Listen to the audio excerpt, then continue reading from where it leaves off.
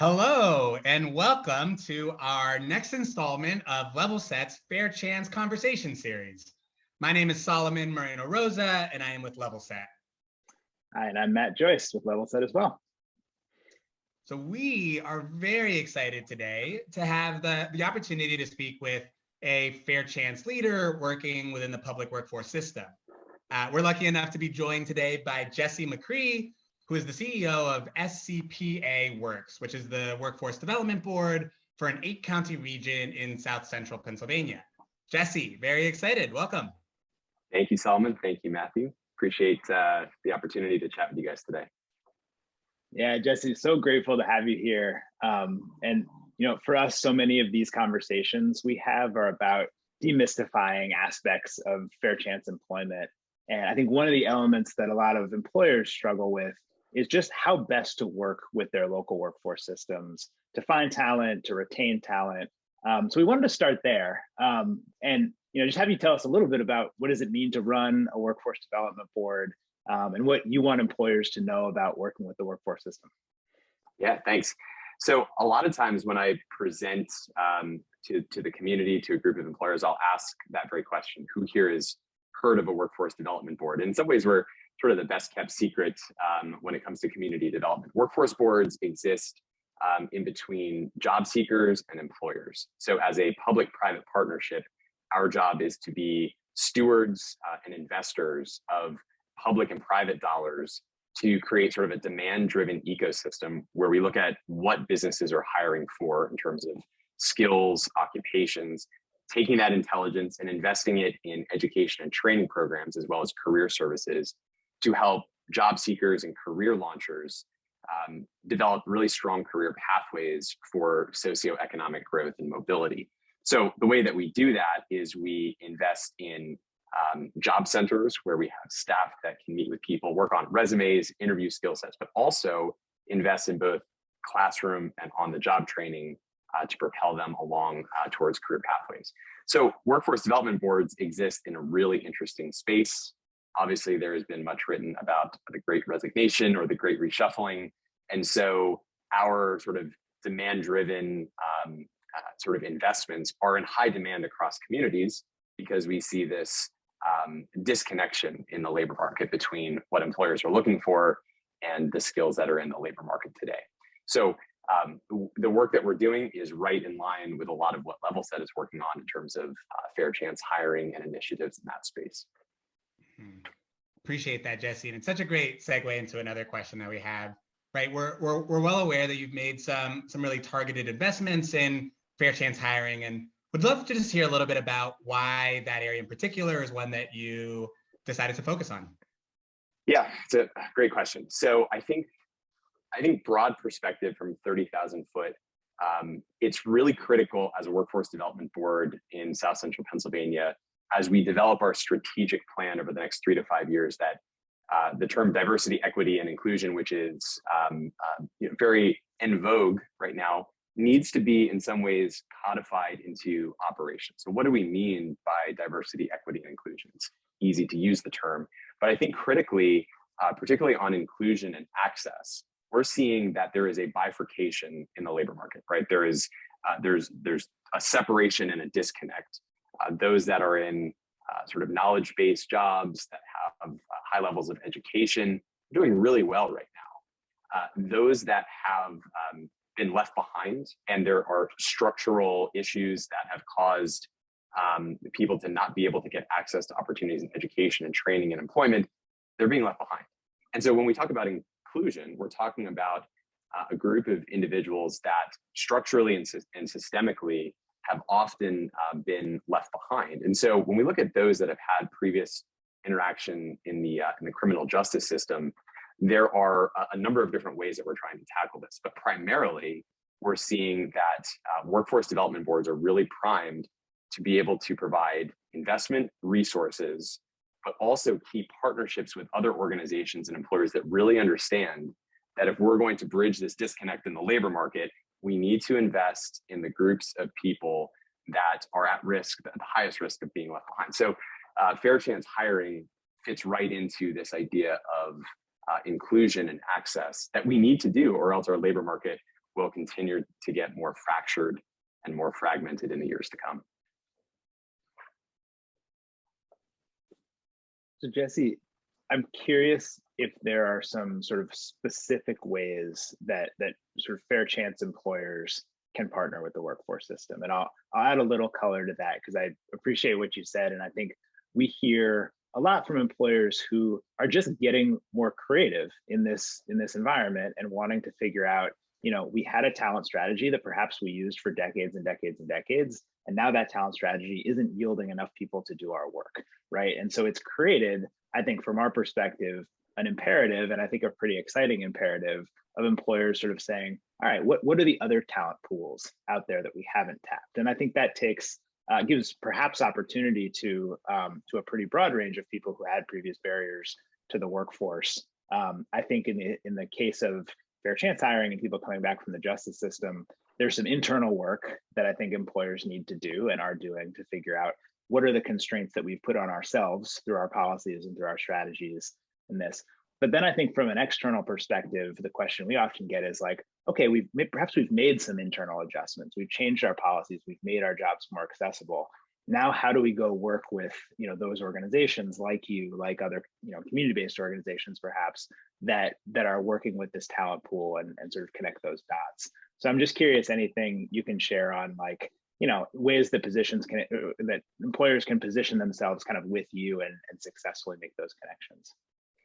Yeah, it's a great question. There's a lot here. So I think taking them in some semblance of order here would be, number one, there's never been more of a time that I've seen in 12 years or so in workforce development where employers are more eager to have these conversations, number one. And that is likely a demand-driven component of this. They're seeking talent, they're seeking previously untapped labor pools. So now they're asking questions, how might we be involved?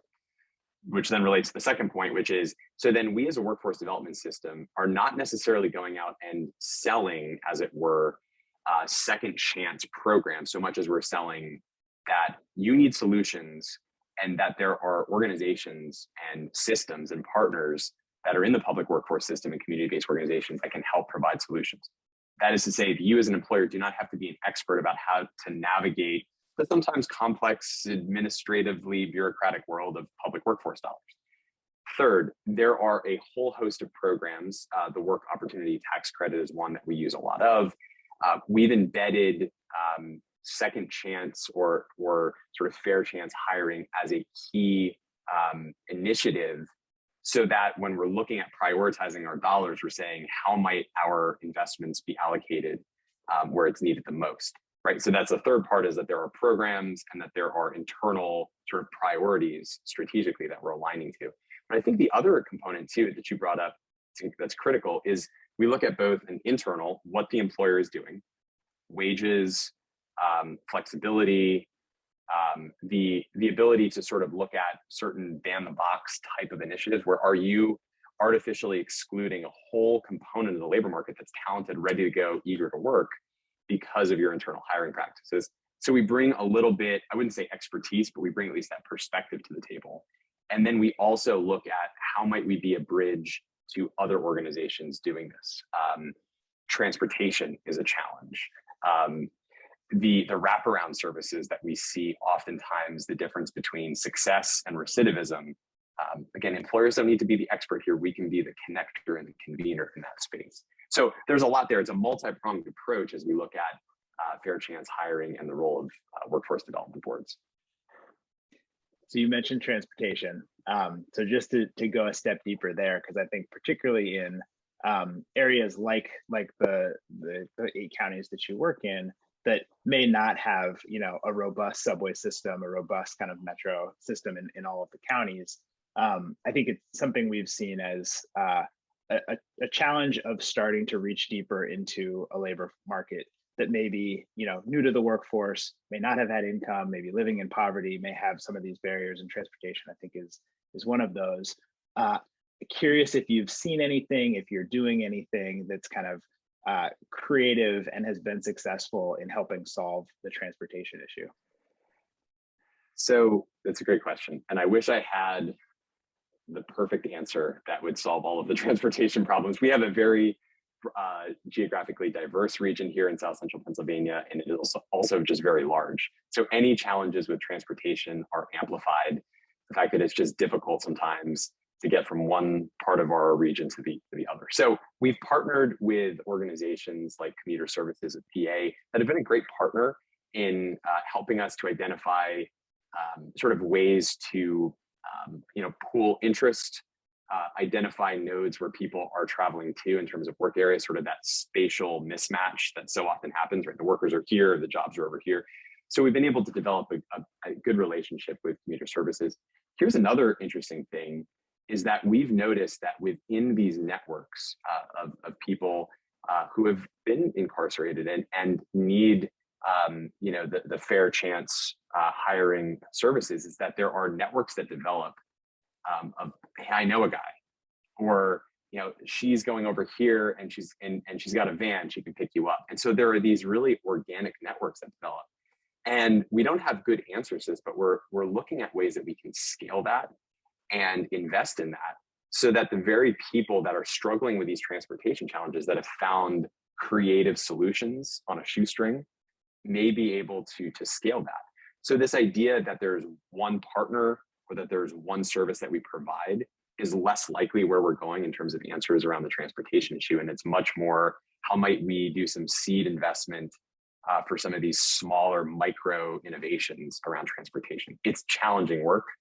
And I would certainly welcome any workforce board's perspective that's figured this out. But these are the types of non-employment, non-training services that, as you both know, are so critical to the success of these career launchers. That's so great, Jesse. I think you did a really good job illustrating the complicated, multi-pronged approach that companies find themselves considering as they're beginning to tackle some of these questions. Did a good job talking about the kind of multiple layers of consideration and the kind of broad nature of the ecosystem of stakeholders. And so I'm curious, for those companies that are considering embarking upon this journey of establishing fair chance hiring initiatives within their organization, what advice would you give to those folks as they're beginning to think about how to tackle some of these big overarching questions? I would say that there's a couple components of it. I think very broadly, fair chance hiring has gone from a nice to have,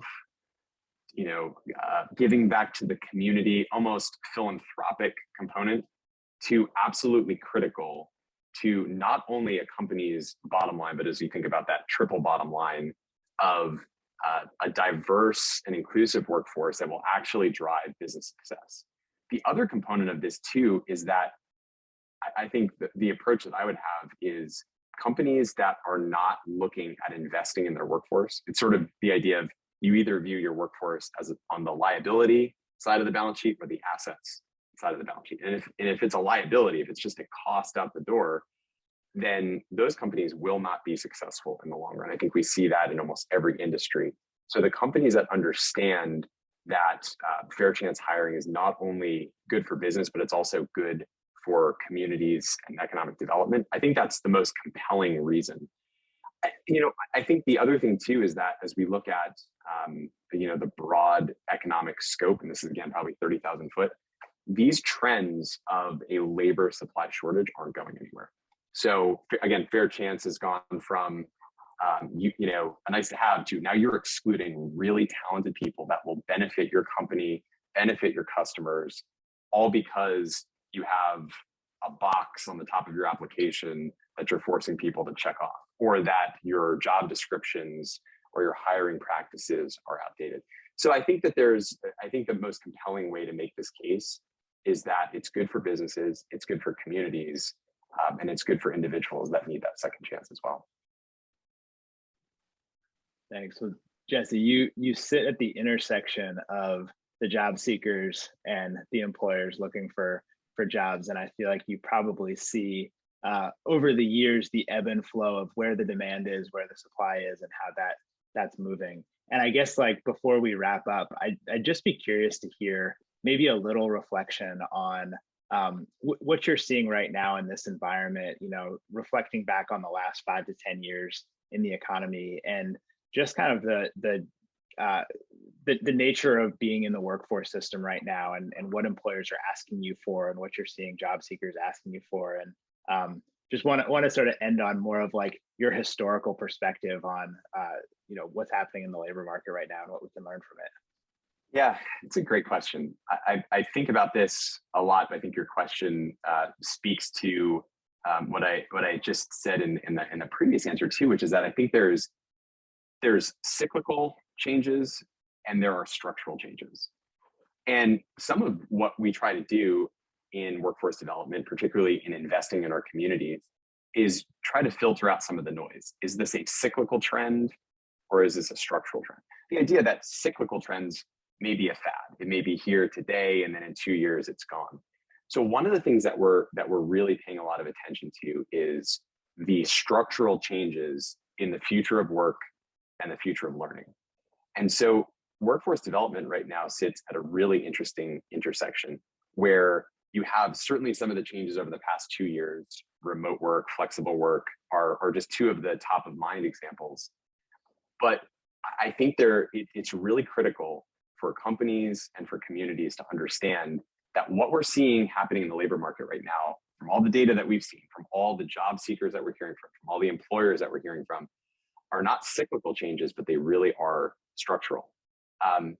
If someone gets a college degree at 22 years old, I can't think of a single person that on graduation day, if you asked him or her, will this be the final time that you need to get education and training in your career? I mean, I don't think any person would say, yeah, this is probably it. I'll get my diploma and then keep moving.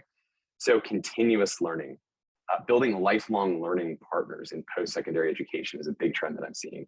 Obviously, talent is going to be very mobile. And so the companies that understand that capturing that mobility, allowing for flexibility, for better benefits, for a whole bunch of different ways, non-monetary benefits where they can capture and keep and retain talented workforce, that will be critical as well. And the final thing I'll say is that as we look across the labor market, the nature of the rapid changes, the dynamicism in the labor market is something that we have to keep our eye on. The jobs of today, particularly in things like transportation and distribution and logistics and supply chain and IT, are changing so rapidly that we need to equip job seekers and career launchers with the tools that they need to be competitive in an environment that will probably change 3 times in the next 10 years. So those are some of the big structural changes that I don't think are going anywhere. And we at workforce development boards need to be really primed to take advantage of that. Thanks. So Jesse, I'm grateful for your insights and grateful for your being ahead of the curve, I think, on this fair chance employment issue. I think this is something that is very much sort of in the air today. You started doing this years ago and making it a priority and making investments in it. And I think it's just, so many have sort of learned from what you've done on the workforce side. And I think we're seeing the workforce system starting to follow suit in exciting ways. So thank you for your work, and thanks for joining us today. Thanks, Matt. Thanks, Solomon. Good to talk to you both. Thank you, Jesse.